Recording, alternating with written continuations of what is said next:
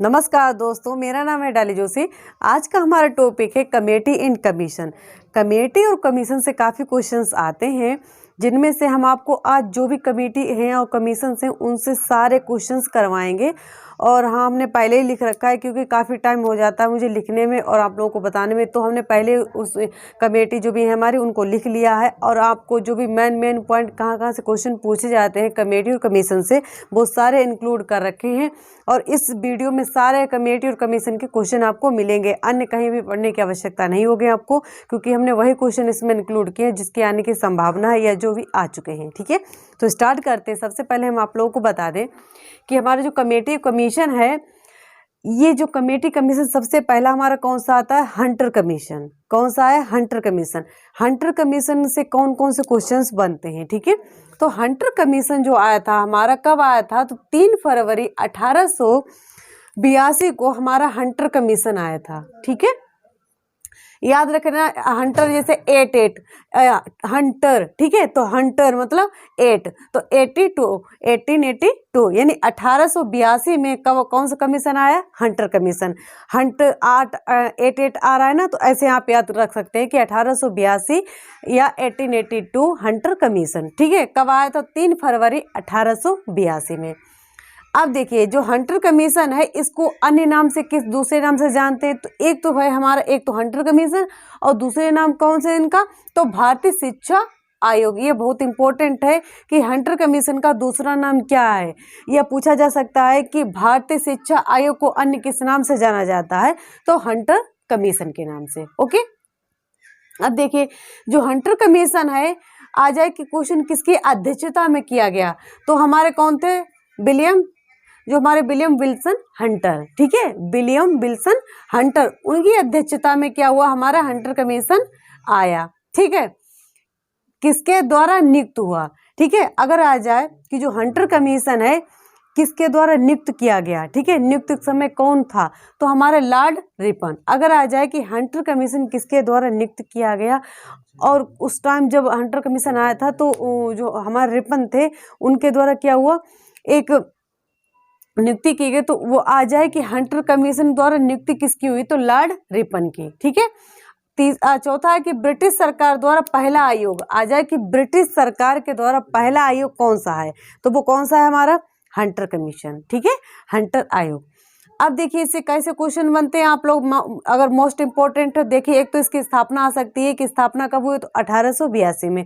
दूसरा, इसको अन्य किस नाम से जानते हैं? तो भारतीय शिक्षा आयोग। ये बहुत इंपॉर्टेंट है। ठीक है, भारतीय शिक्षा आयोग के नाम से हंटर कमीशन को जानते हैं।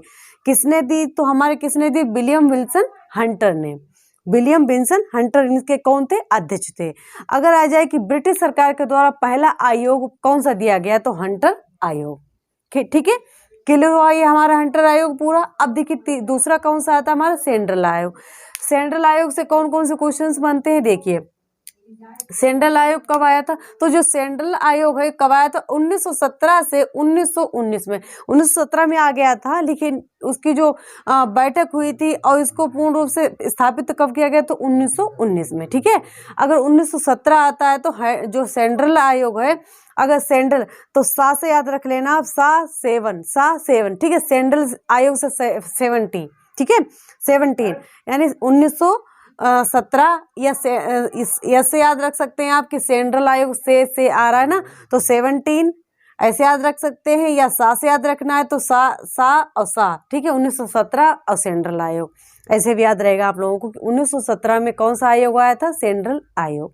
ठीक है, अब देखिए, जो सेंट्रल आयोग है, इस आयोग का गठन किसकी अध्यक्षता में किया गया था? तो वो हमारे थे माइकल सैंडर। ठीक है, कौन थे हमारे? Michael Sadler. ठीक है, ये क्या कर रहे थे वर्क? तो ये हमारे जो यूनिवर्सिटी के क्या थे? कुलपति थे। जो हमारे सेंट्रल आयोग के अध्यक्ष जो थे उनका नाम क्या था? Michael Sander. उनके नाम से ही इस सेंट्रल आयोग का नाम पड़ा। ठीक है, सेंट्रल आयोग जो था उनका नाम था सैंडल, तो उनके नाम से हमारा क्या? माइकल सैंडल के नाम से सेंट्रल आयोग बना। इसकी स्थापना कब हुई? तो 1917 में। ठीक है, अब देखिए ये जो हमारे सेंट्रल आयोग था, इसका संबंध किस विश्वविद्यालय से था। अगर आ जाए कि सेंट्रल आयोग का संबंध किस विश्वविद्यालय से था, तो वो था हमारा कलकत्ता विश्वविद्यालय के नाम से। ठीक है, कलकत्ता विश्वविद्यालय, यानी अगर आ जाए कि किस यूनिवर्सिटी से संबंधित है तो हमारी कलकत्ता यूनिवर्सिटी से। अब देखिए एक आ सकता है कि जो सेंट्रल आयोग है इसको स्थापना क्यों की गई, किस लिए की गई थी, तो हमारे किस लिए की गई थी, भारतीय राज्यों की शिक्षा की स्थिति को सुधारने के लिए, यानी जो भी हमारे भारतीय राज्य हैं उनकी शिक्षा को डेवलपमेंट करने के लिए, शिक्षा को आगे बढ़ाने के लिए, नए नए आयाम, नए नए योजनाएं निकालने के लिए। ठीक है, कि किस तरीके से शिक्षा में सुधार लाया जा सकता है।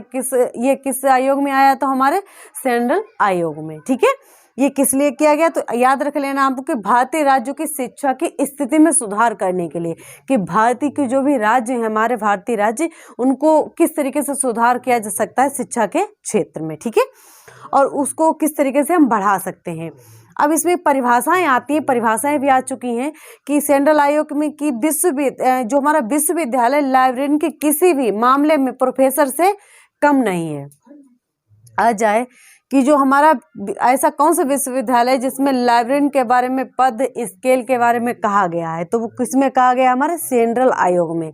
ठीक है, पद स्केल, स्केल यस आ रहा है। ठीक है, ऐसे देखिए विश्वविद्यालय लाइब्रेरियन में किसी भी मामले में प्रोफेसर से कम नहीं है। ठीक है, और प्रोफेसर के समान पद एवं सेवा एवं समान सा आ रहा है ना, प्रोफेसर के समान पद समान सेवा मिलनी चाहिए, तो सा सेंट्रल आयोग तो है ही। ठीक है, लेकिन क्या सा आ रहा है कि जो हमारे प्रोफेसर उनके समान क्या पद होना चाहिए, स्केल होना चाहिए, सेवा होनी चाहिए। तो ऐसे भी आप लोग याद रख सकते हैं कि सेंट्रल आयोग। क्लियर हो गया आप लोगों को। एक और परिभाषा इनकी है कि यह न्याय संगत और समुचित है। ठीक है, ये क्या है, न्याय संगत और क्या है, समुचित है। ऐसे विश्वविद्यालय को विशाल पुस्तकालय उपलब्ध कराना। ठीक है, विशाल पुस्तकालय उपलब्ध कराना, इसका क्या था, इसकी एक परिभाषा क्या थी कि जो हमारे जो भी न्याय संगत और समुचित हैं। ठीक है, जो विश्वविद्यालय हैं उनको क्या करना, एक न्याय संगत, ठीक है, विश्वविद्यालय के विशाल पुस्तकालय उपलब्ध कराना, जिससे क्या हो कि जो शिक्षा का प्रसार है वो बढ़ सके। ठीक है, शिक्षा का प्रसार बढ़ सके, जिससे क्या हो, शिक्षा के नए नए जो भी योजनाएं हैं पुस्तकालय से संबंधित, कि हम पुस्तकालय को और किस नाम से आगे बढ़ा सकते हैं, कौन कौन से आइडिया लगा सकते हैं, जिससे पुस्तकालय में काफ़ी वृद्धि हो, शिक्षा के क्षेत्र में नए नए हमारे कार्य उत्पन्न हो। ठीक है, तो वो किस में आता है, सेंट्रल आयोग में। 3 बातें आप लोग याद रखिए, इंपॉर्टेंट बहुत ज़्यादा हैं। देखिए सबसे पहले तो इसकी स्थापना कब हुई, तो 1917 में। अगर गठन पूछा जाए तो 1917 में, और पूर्ण रूप से तो 1919 में। दूसरा, ये किसकी, तो सेंट्रल जो अगर आ जाए कि ये किस नाम से पड़ा था, तो माइकल सैंडल थे, उनके नाम से सेंट्रल आयोग की स्थापना हुई थी।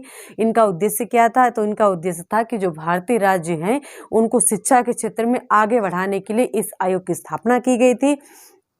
इसमें अगर आ जाए, इसमें एक क्वेश्चन और इम्पोर्टेंट है परिभाषा से कि एक लाइब्रेरियन किसी प्रोफेसर से कम नहीं है, उसके समान क्या होनी चाहिए, पद होना चाहिए, समान स्केल होनी चाहिए। ठीक है, ये किस में आता है हमारा, तो हमारे सेंट्रल आयोग में। ठीक है, अब देखिए इसमें आ जाए कि विश्वविद्यालय लाइब्रेरियन किसी भी मामले में प्रोफेसर से कम नहीं है, उसके समान क्या होनी चाहिए, और प्रोफेसर के समान पद। ठीक है, प्रोफेसर के समान देखो सा आ रहा है, पद सेवा और समान क्या होना चाहिए, माना जाना चाहिए, यानी प्रोफेसर के समान पद स्केल सेवा होनी चाहिए। ये किस आयोग ने कहा है, सेंट्रल आयोग ने। आशा है कि आप लोगों को ये समझ में आया होगा। अब देखिए अब आते हैं हम राधा कृष्ण आयोग। 2 हमारे आयोग कंप्लीट हुए, अब आते हैं हम राधा कृष्ण आयोग। राधा कृष्ण आयोग जो था वो कब आया था, तो 1948 में राधा कृष्ण आयोग आया था। कब आया था, तो 1948 में। अब देखिए अगर आ जाए कि स्वतंत्रता के बाद पहला आयोग कौन सा था, इसमें क्वेश्चन आ सकता है कि स्वतंत्रता के बाद पहला आयोग कौन सा आया था, तो हमारा राधा कृष्ण आयोग। ठीक है, अब देखिए ये किससे संबंधित है, हमारा जो राधा कृष्ण आयोग है वो किससे संबंधित है, तो हमारा शैक्षणिक पुस्तकालय या यूनिवर्सिटी पुस्तकालय से संबंधित है। कौन सा पुस्तकालय, हमारा राधा कृष्ण आयोग। ठीक है, ऐसे आप याद रख सकते हैं कि जो राधा कृष्ण होते हैं वो आपको पता ही होगा कि जो कॉलेज होते हैं, बड़े बड़े विश्वविद्यालय यूनिवर्सिटी होते हैं, वहीं पर मिलते हैं, तो ऐसे भी याद रख सकते हैं आप लोग। कि जो राधा कृष्ण आयोग है ये किससे संबंधित है, तो हमारे शैक्षणिक पुस्तकालय से यानी यूनिवर्सिटी लाइब्रेरी से। ओके, दूसरा अब आ जाए कि इसका दूसरा नाम। देखिए इसका दूसरा नाम क्या, पहला है देखिए इसका जो हमारा हंटर आयोग है इसका नाम क्या था, इसका नाम था भारतीय शिक्षा आयोग, लेकिन दूसरा इसका नाम आ जाए तो विश्वविद्यालय शिक्षा आयोग।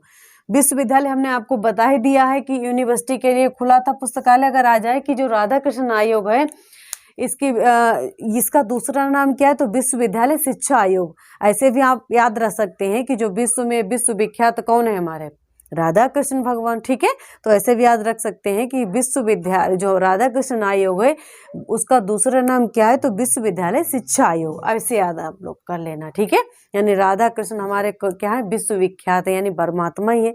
तो आप याद रख सकते हैं कि जो राधा कृष्ण आयोग इसका दूसरा नाम क्या है, विश्वविद्यालय शिक्षा आयोग। अब देखिए जो इसका बजट से रिलेटेड क्वेश्चंस आते हैं कि जो हमारा बजट है वो 6.5% पुस्तकालय के खर्च पर सुझाव दिया गया। तो कितना, तो 65। ठीक है, 6.5% पर किसका सुझाव दिया गया था, तो शिक्षा पर। ठीक है, अब आ जाए कि अगर कॉलेज पर खाली अगर आ जाए कि राधा कृष्ण आयोग ने कॉलेज पर कितना बजट खर्च करने की अनुशंसा की है, कितना बजट करने के लिए कहा है, तो 6%। ठीक है, यानी 6% खर्च करने के लिए कॉलेज के लिए कितनी, तो 6%। अगर आ जाए कि महाविद्यालय, ठीक है, अगर आ जाए कि महाविद्यालय में कितने रुपए, अगर रुपए आ जाए कि जो हमारा राधा कृष्ण आयोग है उसने महाविद्यालय में कितने रुपए, तो देखिए अगर आ जाए कि महाविद्यालय में कितने रुपए की मांग की है, तो देखिए 100 रुपए प्रति शिक्षक और 40 रुपए प्रति विद्यार्थी का होना चाहिए। यानी 100 रुपए तो प्रति शिक्षक होने चाहिए और 40 रुपए प्रति विद्यार्थी। कैसे याद रख सकते हैं आप कि देखिए जो महाविद्यालय में जो शिक्षक होते हैं वो कितने होते हैं, मतलब 100% उनमें नॉलेज होती है, ऐसे याद आप रखते हैं। और विद्यार्थी होते हैं उन्हें कितना आता है, 40%। ऐसे आप लोग याद रख सकते हैं कि जो महाविद्यालय है उसमें 100% शिक्षक को देना चाहिए और 40% विद्यार्थी को। अब देखिए अगर आ जाए कि जो हमारा जो हमारा राधा कृष्ण आयोग है इसका गठन किसकी अध्यक्षता में किया गया। अगर आ जाए कि जो राधा कृष्ण आयोग है इसका गठन किसकी अध्यक्षता में, तो हमारे सर्वपल्ली राधा कृष्ण जो थे, राधा कृष्ण के नाम से ही राधा कृष्ण आयोग बना। ठीक है, जो भी हमने अभी आपको पढ़ाए तो उनके नाम से ही बने, वैसे हमारा जो राधा कृष्ण आयोग वो भी राधा कृष्ण के नाम से ही बना है। ठीक है, तो जो हमारे सर्वपल्ली राधाकृष्णन जी थे, डॉक्टर सर्वपल्ली राधाकृष्णन जी थे, उनके नाम से ही ये हमारा आयोग बना था। अगर आ जाए किसकी अध्यक्षता में, तो डॉक्टर सर्वपल्ली राधाकृष्णन की अध्यक्षता में। आ जाए कि राधा कृष्ण आयोग का विकास किस लिए हुआ था, तो देखिए इसका जो विकास हुआ था वो हुआ था पुस्तकालय शिक्षा के लिए। ठीक है, पुस्तकालय शिक्षा के लिए कि पुस्तकालय की शिक्षा को आगे कैसे बढ़ाया जा सकता है, उसमें क्या क्या हम नई नई तकनीकें जोड़ सकते हैं। ठीक है, तो ये भी हमारा किस आयोग से संबंधित है, तो पुस्तकालय शिक्षा के संबंधित, पुस्तकालय शिक्षा से। आ जाए कि एक परिभाषा इसकी आ चुकी है वाले कि पुस्तकालय विश्वविद्यालय केंद्र का कार्य करता है, यानी पुस्तकालय विश्वविद्यालय क्या है, एक केंद्र का कार्य है। ठीक है, अब देखिए इसमें मोस्ट इम्पोर्टेंट क्या क्या आपको याद रखना है, तो एक आप याद रख सकते हैं कि इसका दूसरा नाम क्या है।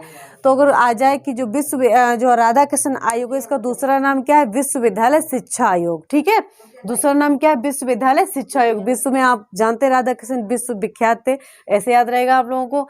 स्थापना कब हुई, तो 1948 में। एक क्वेश्चन आ सकता है कि स्वतंत्रता के बाद कौन सा आयोग आया, तो हमारा राधा कृष्ण आयोग, ऐसे याद रख सकते हैं आप लोग। एक और याद रख सकते हैं कि अगर पूछा जाए कि बजट कितना आता है इसमें, तो बजट जो बताया गया था 6.5%। ठीक है, अगर आ जाए कॉलेज के लिए तो 6%, अगर आ जाए कि शिक्षक के लिए और विद्यार्थी के लिए, तो शिक्षक के लिए 100 और विद्यार्थी के लिए 40 रुपए। ठीक है, शिक्षक के लिए 100 रुपए और विद्यार्थी के लिए कितने रुपए, 40 रुपए होने चाहिए। किस आयोग में कहा गया है, तो हमारे राधा कृष्ण आयोग में। ओके, अब आ जाए कि जो राधा कृष्ण आयोग किसकी अध्यक्षता में गठित हुआ, तो डॉक्टर सर्वपल्ली राधाकृष्णन जो थे हमारे, उनकी अध्यक्षता में इसका क्या हुआ, गठन हुआ। आ जाए कि इसका जो इस आयोग की स्थापना किस लिए की गई थी, तो हमारे पुस्तकालय शिक्षा के लिए, कि हमारे पुस्तकालय की शिक्षा को कैसे आगे बढ़ाया जा सकता है। ठीक है, अगला इसमें क्या आ सकता है कि परिभाषा से रिलेटेड की पुस्तकालय जो हमारा पुस्तकालय है विश्वविद्यालय केंद्र का क्या है, एक कार्य है। आ जाए कि जो हमारा विश्वविद्यालय पुस्तकालय वो क्या है, केंद्र का कार्य है। ठीक है, अब देखिए यहाँ तक हमारा क्या हुआ, राधाकृष्ण कंप्लीट हुआ। अब आते हैं हम अपने मुदालियर आयोग। मुदालियर आयोग से कौन कौन से क्वेश्चंस बनते हैं, देखिए मुदालियर आयोग जो था कब आया था, 1952 से 1953। मुदालियर आयोग जो था इसको किस नाम से जाना जाता है, तो माध्यमिक शिक्षा आयोग। ठीक है, यानी अगर आ जाए देखो जो मुदालियर आयोग है, मुदालियर आयोग को किस नाम से, तो माध्यमिक शिक्षा आयोग यानी secondary education commission. Secondary education commission के नाम से किस आयोग को जाना जाता है, तो मुदालियर आयोग को। याद रख लेना आप लोग, देखिए ऐसे याद रख सकते हैं कि जो मुदालियर आयोग है यम आ रहा है और ये इसमें भी माँ आ रहा है, तो मुदालियर माध्यमिक शिक्षा आयोग। ठीक है, मुदालियर किस आयोग से संबंधित है, माध्यमिक शिक्षा आयोग के। अगर क्वेश्चन आ जाए कि मुदालियर आयोग को किस अन्य नाम से जाना जाता है, तो माध्यमिक शिक्षा आयोग के नाम से जाना जाता है। ठीक है, आ जाए कि सेकेंडरी एजुकेशन किस कमीशन का नाम है, तो मुदालियर आयोग का। जो मुदालियर आयोग है इसका गठन कब हुआ था, तो जो मुदालियर आयोग इसका गठन कब हुआ था, इसका अध्यक्ष कौन थे, इसका गठन तो 1952 से 53 तक। ठीक है, अगर आ जाए कि इसका गठन किसकी अध्यक्षता में, तो हमारे कौन थे, ए लक्ष्मण स्वामी मुदालियर। ए लक्ष्मण स्वामी मुदालियर की अध्यक्षता में इस जो हमारा आयोग है इसका गठन हुआ था। आ जाए कि जो मुदालियर आयोग किससे संबंधित है, तो हमारी एकेडमिक लाइब्रेरी से। मुदालियर आयोग किससे संबंधित है, हमारी एकेडमिक लाइब्रेरी से। इतना मोस्ट इम्पोर्टेंट है, आप लोग याद रख लेना, हमने वही इसमें इंक्लूड की है जो आने की संभावना थी। ठीक है, अब आते हैं हमारा सिन्हा कमेटी। सिन्हा कमेटी जो थी ये कब आई थी, तो 1957 में। देखिए सारा 1957 Sinha committee. Sinha committee 1957 1957 Sinha committee. ठीक है, 1957 कौन सी कमेटी है, 1957 में सिन्हा कमेटी आई। आ जाए इसके अध्यक्ष कौन थे, तो केपी सिन्हा थे। अच्छा, सिन्हा कमेटी को और किस नाम से जाना जाता है, तो एडवाइजरी कमेटी यानी परामर्शदात्री जो आयोग है। ठीक है, उस आयोग को किस नाम से जाने जाते हैं, तो हमारी सिन्हा कमेटी। ठीक है, यानी समझाना, किसी को समझाना। ठीक है, तो समझाते किस में, तो एडवाइज किस में देते, समझाते ही। तो एडवाइजरी कमेटी किससे संबंधित है, हमारी सिन्हा कमेटी से। याद रख लेना आप, सिन्हा कमेटी किससे संबंधित है, एडवाइजरी कमेटी ऑफ लाइब्रेरी। ठीक है, एडवाइजरी कमेटी ऑफ लाइब्रेरी जो है सिन्हा कमेटी के नाम से जानी जाती है। ठीक है, अब देखिए जो सिन्हा कमेटी है ये किससे संबंधित है हमारी, तो देखिए public library and strength polls of book. ठीक है, अच्छा जो हमारी अगर देखिए ये मोस्ट इम्पोर्टेंट है कि जो सिन्हा कमेटी है किससे संबंधित है, हमारी पब्लिक लाइब्रेरी से। अभी तक हमने आपको यूनिवर्सिटी एकेडमिक बताए, लेकिन जो सिन्हा कमेटी वो किससे संबंधित है, हमारी पब्लिक लाइब्रेरी से। ठीक है, और एडवाइजरी कमेटी या परामर्शदात्री अगर समिति आ जाए, कौन सी, हमारी सिन्हा कमेटी। कब आई, तो 1957 में। ठीक है, ये जो हमारा सिन्हा कमेटी है इस किस कार्यकारी समूह का गठन करता है, तो ग्रुप ऑफ, जो हमारे वर्किंग ग्रुप कब हुआ था और किसकी अध्यक्षता में, तो 1964 में जो सिन्हा कमेटी है उसने स्टार्ट किया था। कौन सा स्टार्ट किया था, वर्किंग ग्रुप। अगर आ जाए कि वर्किंग ग्रुप किस आयोग में कार्य किया जाता है, तो वो हमारी सिन्हा कमेटी। कब, तो 1964 में, और किसकी अध्यक्षता में, तो केपी सिन्हा। यानी कब, तो 1964 में, और किसकी अध्यक्षता में, तो केपी सिन्हा की अध्यक्षता में इस आयोग का गठन हुआ था। ठीक है, एक बार रिवाइज करवा देते हैं। देखिए सिन्हा कमेटी कब आई, तो 1957 में। इस कमेटी के अध्यक्ष कौन थे, तो केपी सिन्हा थे। अगर आ जाए किस नाम से जाने जाते, तो एडवाइजरी कमेटी के नाम से जाने, यानी परामर्शदात्री कमेटी के नाम से। अगर आ जाए कि किससे संबंधित है, ठीक है, तो हमारी पब्लिक लाइब्रेरी से। सिन्हा कमेटी किससे संबंधित है, हमारी पब्लिक लाइब्रेरी से। ठीक है, और ये हमारा कार्यकारी समूह यानी वर्किंग ग्रुप है। कब, तो कब से है, तो 1964 से वर्किंग ग्रुप है, और किसकी अध्यक्षता में, केपी सिन्हा की अध्यक्षता में। ठीक है, अब हम आते हैं इसका सेकेंड पार्ट लेकर, आप इसका स्क्रीनशॉट ले लीजिए एक बार।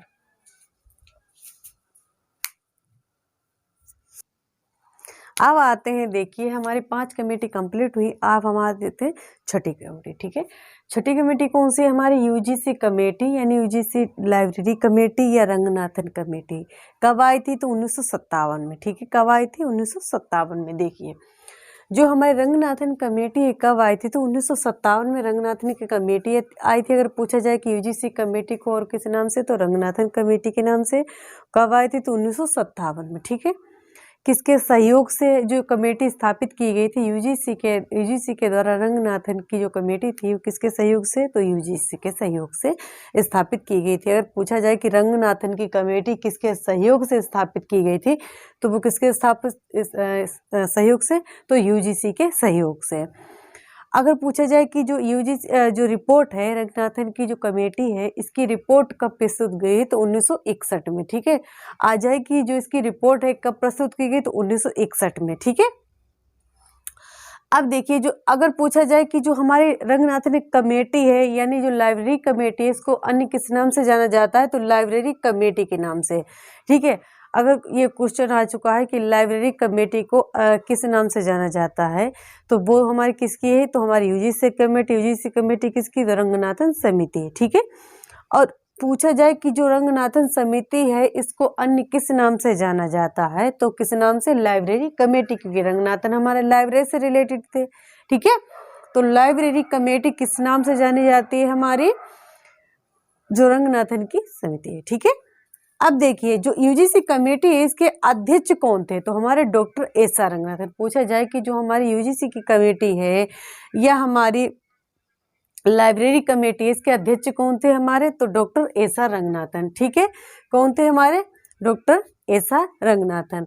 अब देखिए, अगर पूछा जाए कि इसका उद्देश्य क्या था, इसका उद्देश्य ये था कि जो हमारे उच्च शिक्षा पुस्तकालय हैं उनको बढ़ावा देना, उनको क्या करना, देखिए उच्च शिक्षा के साथ साथ पुस्तकालय के विकास पर भी जोर दिया गया। यानी उच्च शिक्षा के साथ साथ जो भी हमारे उच्च शिक्षा है उनको आगे बढ़ाने के साथ साथ पुस्तकालय पर भी क्या दिया गया था, जोर दिया गया था। ठीक है, अब आ जाए इसका जो बजट है, बजट का सूत्र क्या था, ये इंपॉर्टेंट है, याद रख लेना आप लोग।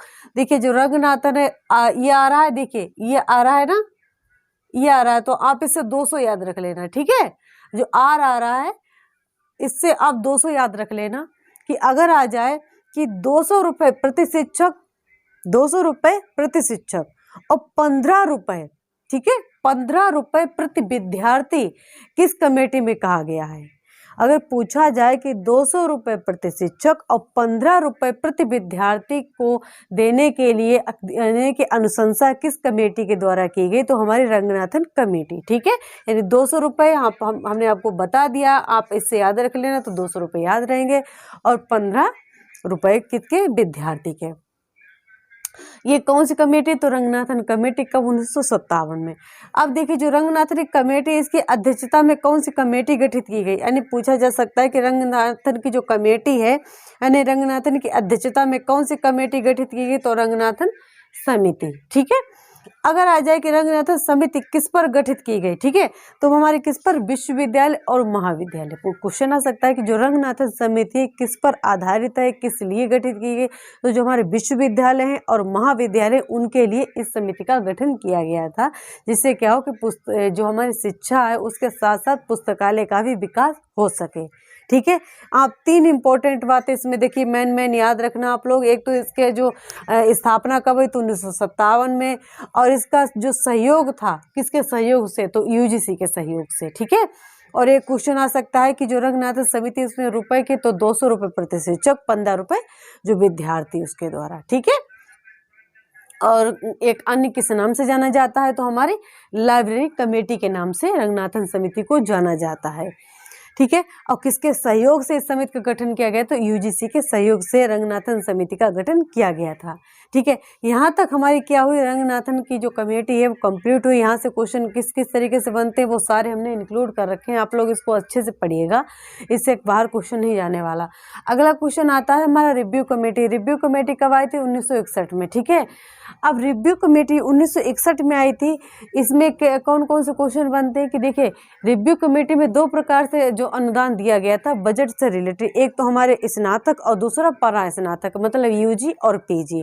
ठीक है, तो जो हमारे रिव्यू कमेटी है इसका अनुपात क्या था कि जो हमारे स्नातक हैं यानी यूजी हैं उनमें कितना, तो 10 10:1, यानी 10 जो हमारे विद्यार्थी हैं उन पर 1 शिक्षक होना चाहिए, यानी 10:1 अनिवार्य था। किसका अनिवार्य था? तो स्नातक विश्वविद्यालय, ठीक है। इन स्नातक जो भी हमारे थे, स्नातक शिक्षक छात्रों के लिए कितना अनुपात पूछा जा सकता है कि जो हमारी रिव्यू कमेटी है उसमें स्नातक के लिए कितने छात्रों और शिक्षकों के लिए अनुपात दिया गया है, तो 10 विद्यार्थियों पर 1 शिक्षक। ये किसमें? स्नातक में। अगर पूछा जाए कि स्नातकोत्तर मतलब हमारा पीजी में, तो पीजी में 15 शिक्षक, जो 15 विद्यार्थी हैं, 15 विद्यार्थियों पर 1 शिक्षक। अगर स्नातक में पूछा जाए तो 10 विद्यार्थियों पर 1 शिक्षक। अगर पूछा जाए परास्नातक तो 15 विद्यार्थियों पर 1 शिक्षक। ओके। अब पूछा जा सकता है कि जो रिव्यू कमेटी है वो किससे संबंधित? तो हमारी यूनिवर्सिटी और कॉलेज से संबंधित है। कौन सी समिति संबंधित है? हमारी रिव्यू, ठीक है। अब देखिए रिव्यू कमेटी है, इसकी नियुक्ति किसके द्वारा की गई थी? तो किसके द्वारा की गई थी? यूजीसी के द्वारा, ठीक है। जो रिव्यू कमेटी है इसकी नियुक्ति किसके द्वारा की गई थी? तो हमारी यूजीसी के द्वारा की गई थी। याद एक बार आप रिवीज और कर लीजिए, रिवाइज। देखिए जो रिव्यू कमेटी है कब आई थी? 1961 में आई थी। इसका अनुपात 2 प्रकार से दिया गया, एक स्नातक, एक परास्नातक। स्नातक में इन्होंने क्या कहा? इन्होंने कहा है कि 15:1, यानी 15 विद्यार्थियों पर 1 शिक्षक। अगर परास्नातक बोला जाए, अगर पूछा जाए स्नातक यानी यूजी में कितने? तो 10 विद्यार्थियों पर 1 शिक्षक, यानी 10 विद्यार्थियों पर 1 शिक्षक। परास्नातक पूछा जाए तो परास्नातक में 15 विद्यार्थियों पर 1 शिक्षक, ठीक है। और ये जो किससे संबंधित है? तो हमारी यूनिवर्सिटी और कॉलेज से संबंधित है। कौन से संबंधित है? हमारी रिव्यू कमेटी, ठीक है। और रिव्यू कमेटी जो है इसकी नियुक्ति किसके द्वारा की गई थी? तो हमारी यूजीसी के द्वारा, यानी यूनिवर्सिटी ग्रांट कमीशन। ओके। अब आते हैं हमारी 8वीं आती है कोठारी आयोग। कोठारी आयोग से भी काफी क्वेश्चन आते हैं। जो मोस्ट इम्पोर्टेंट क्वेश्चन है वो हमने इंक्लूड किए हैं। देखिए कोठारी आयोग की स्थापना कब हुई थी? तो स्थापना 14 जुलाई 1964 को इसकी स्थापना हुई थी। कब हुई थी? 14 जुलाई 1964 को, ठीक है। अब इसका विघटन कब हुआ? तो 2 साल बाद इसका विघटन, यानी 1966 में इसका क्या हो गया था? विघटन हो गया था। किसका हुआ था? तो हमारा जो कोठारी आयोग है उसका, ठीक है। 1964 में स्थापना हुई। विघटन पूछा जाए तो 1966 में इसका विघटन हुआ।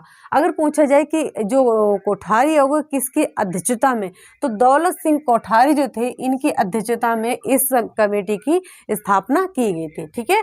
अगर बजट पूछा जाए तो उन्होंने 10% पुस्तकालय की शिक्षा के लिए, अगर पूछा जाए कोठारी आयोग में पुस्तकालय की शिक्षा के लिए कितना प्रतिशत अनुदान यानी बजट देने की मांग की गई, कितना बताया गया? तो 10%, ठीक है। यानी पुस्तकालय शिक्षा के लिए कितना? तो 10%। अब आ जाए कि स्वतंत्रता के बाद छठा, ठीक है, स्वतंत्रता के बाद छठा कमीशन कौन सा था? तो वो हमारा कौन सा था? कोठारी आयोग, ठीक है, 1964 में। अगर आ जाए कि जो कोठारी आयोग है इस कमीशन का नाम क्या था? तो देख कोठारी आयोग जो था वो शिक्षा के संदर्भ में व्यापक संदर्भ के साथ, यानी कोठारी आयोग की स्थापना किस लिए की गई थी? तो शिक्षा के संदर्भ में व्यापक शिक्षा के प्रसार के लिए इस कमेटी का गठन किया गया था, ठीक है। अगर पूछा जाए कि जो इसकी रिपोर्ट कितने पेजों की प्रस्तुत की गई, तो 287, ठीक है। कितने पेज थे हमारे? 287 पेज थे। कोठारी आयोग में रिपोर्ट जो प्रस्तुत की गई थी कितने पेज थे? तो 287 पेज थे, ठीक है। कितने पेज थे? 287 कोठारी आयोग में। अगर पूछा जाए कि ये जो रिपोर्ट प्रस्तुत की गई थी किसको सौंपी गई थी, तो तत्कालीन शिक्षा के तत्कालीन मंत्री कौन थे? MC चगल। MC चगल तत्कालीन शिक्षा मंत्री थे, उनको ये रिपोर्ट प्रस्तुत की गई। कौन सी रिपोर्ट? जो हमारी अगर पूछा जाए कि जो हमारी कोठारी आयोग की जो रिपोर्ट है कितने पृष्ठों की थी, तो 287 पृष्ठों की थी। पूछा जाए कि ये किसको सौंपी गई, तो किसको सौंपी गई? MC चगल को, ठीक है। MC चगल जो शिक्षा मंत्री थे, तत्कालीन शिक्षा मंत्री, उनको ये रिपोर्ट सौंपी गई। अब आ जाए कि इसको अन्य किस नाम से जाना जाता है, तो नेशनल एजुकेशन कमेटी। ये मोस्ट इम्पोर्टेंट याद रख लेना आप लोग। नेशनल एजुकेशन कमीशन जो कमीशन है इसके नाम से किस कमेटी को जाना जाता है? तो नेशनल एजुकेशन कमेटी किसके नाम से? तो कोठारी कमीशन है, ठीक है। कोठारी आयोग जो है हमारा नेशनल एजुकेशन कमीशन के नाम से जाना जाता है। अब देखिए जो कोठारी आयोग है शिक्षा का बजट पुस्तकालयों पर कितना खर्च करने के लिए कहा गया, ठीक है, तो 6.6 अनुपात, ठीक है, 6% और से 10, ठीक है, 6%, 10% तक, यानी 10% तक पुस्तकालय की शिक्षा पर, ठीक है, यानी 60 में से जो 6 में से 10% तक पुस्तकालय की शिक्षा पर देने के लिए बल दिया गया था, ठीक है। अब आ जाते हैं, हम एक बार आपको रिवाइज करवा देते हैं। देखिए कोठारी आयोग जो था इसकी स्थापना कब हुई थी, तो स्थापना हुई थी 14 जुलाई 1964 को। अगर पूछा जाए कि इसका विघटन कब हुआ, तो 2 साल बाद यानी 1966 में इसका विघटन हो गया। किसकी अध्यक्षता में, तो दौलत सिंह कोठारी की अध्यक्षता में इस कमीशन का गठन हुआ था। बजट पूछा जाए कि पुस्तकालय की शिक्षा के लिए कितने बजट की अनुशंसा की गई, तो 10%। अगर आ जाए कि स्वतंत्रता के बाद छठा कमीशन कौन सा था, तो कोठारी आयोग था। अगर पूछा जाए कि इसकी जो रिपोर्ट थी वो कितने पेजों की थी, 287 पेज की रिपोर्ट थी। किसको सौंपी गई, तो तत्कालीन शिक्षा मंत्री थे चगल, ठीक है, कौन थे, MC चगल थे, उनको ये रिपोर्ट सौंपी गई थी। आ जाए कि इसको अन्य किस नाम से जाना जाता है, तो नेशनल एजुकेशन कमीशन के नाम से इस रिपोर्ट को जाना जाता है, ठीक है। नेशनल एजुकेशन कमीशन को किस नाम से, तो कोठारी आयोग को नेशनल एजुकेशन कमीशन के नाम से जाना जाता है। अगर आ जाए कि जो हमारा जो कोठारी आयोग है उन्होंने पुस्तकालय शिक्षा के लिए कितने रुपए का सुझाव दिया था, तो 6% से 10% तक, ठीक है, 6% से 10% तक सुझाव दिया था। अब आ जाते हैं हमारी पेरी कमेटी। पेरी कमेटी जो है, एक तो क्वेश्चन आता है कि पेरी कमेटी किससे संबंधित, तो अकेडमिक, ठीक है। अगर पूछा जाए पेरी कमेटी किससे संबंधित, तो अकेडमिक से। अब देखिए जो हमारी पेरी समिति है किससे संबंधित है, शैक्षणिक पुस्तकालय, ठीक है, शैक्षणिक पुस्तकालय, यूनिवर्सिटी पुस्तकालय, इन दोनों से संबंधित है। लेकिन पूछा जाए कि ये किस लिए है, तो जो हमारी अकेडमिक लाइब्रेरी होती है, ठीक है, तो अकेडमिक के लिए। अगर आ जाए कि जो पेरी कमेटी इसका दूसरा नाम क्या है, तो UGC कमेटी। पेरी कमेटी का दूसरा नाम क्या है, पेरी कमेटी इसका दूसरा नाम क्या है, UGC कमेटी, ठीक है। पेरी कमेटी का दूसरा नाम क्या है, UGC कमेटी। अगर आ जाए कि किसकी अध्यक्षता में, तो थॉमस पेरी जो थे इनकी अध्यक्षता में इस कमेटी का गठन किया गया था। किसकी अध्यक्षता में, तो थॉमस पेरी की। अगर आ जाए इनकी रिपोर्ट कब प्रस्तुत की गई, यानी जो हमारी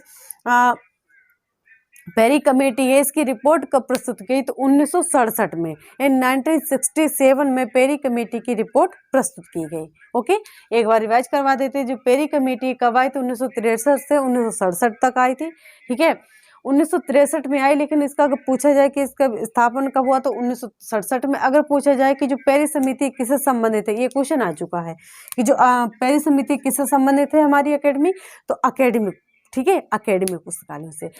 अब दूसरा नाम क्या है इसका, तो UGC कमेटी। अगर पूछा जाए कि जो पेरी कमेटी है इसका दूसरा नाम क्या है, तो UGC कमेटी, ठीक है, UGC कमेटी। और इसकी अध्यक्षता किसके सामने हुई, तो पेरी, जो थॉमस पेरी थे उनके शासनकाल में इसकी क्या हुई थी, अध्यक्षता हुई थी।